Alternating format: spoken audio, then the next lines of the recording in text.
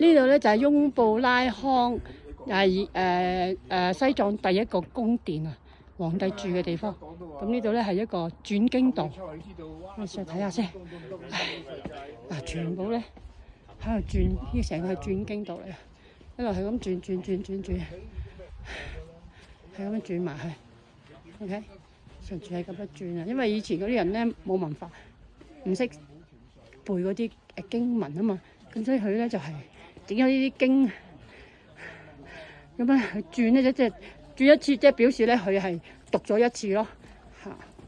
哇，好長啊啲經文嚇，呢個轉經道啊，唉，係咁轉，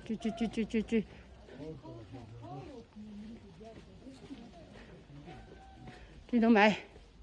唉，哇真係咩嚟㗎？唔知啊，經文咯。佢錄緊嘢，唔好講嘢先。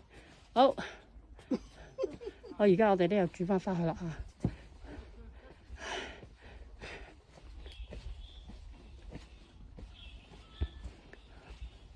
係咪好長啊？咁啊轉一次，即係讀一遍噶啦。OK， 唔係個個人識字噶嘛，西藏冇文化㗎，啲人啲農民啊奴隸嚟嘅，你知唔知嗰陣時好慘㗎？好咁啊，又轉一環，咁讀一次經文，唉，背一次經文啦，咁啊，就係轉咗去啊，嚟翻呢個轉經道 ，OK。然後呢個轉經道上去咧，嗱呢度有條樓梯，轉經道上去呢個就係皇宮，西藏第一個皇宮，第一個皇帝就住喺呢度。OK，